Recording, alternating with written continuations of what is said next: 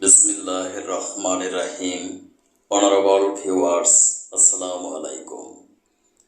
Digital biochemic medical science হসপিটালের পক্ষ থেকে হেলথ নিউজ টিভি চ্যানেলের সকল দর্শক শ্রোতাদেরকে জানাচ্ছি আন্তরিক অভিনন্দন। আজকের সংবাদ শিরোনাম পাঠ করছি আমি ডাক্তার কাজী দিলওয়ার হোসাইন।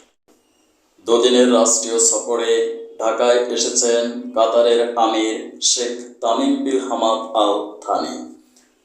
কাতারের আমিরকে বহনকারী কাতার এয়ারলাইন্স বিমানটি সোমবার বিকেল 5টায় হজরত শাহজালাল আন্তর্জাতিক বিমানবন্দরে অবতরণ করেন।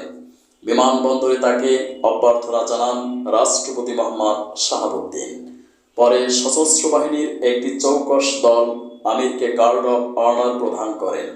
আজ মাননীয় প্রধানমন্ত্রী শেখ হাসিনার সাথে বৈঠক করবেন কাতারের মাননীয় আমির মহোদয়। এ সফরে ঢাকা ও দোহারের মধ্যে 11টি চুক্তি স্বাক্ষরিত হওয়ার কথা রয়েছে।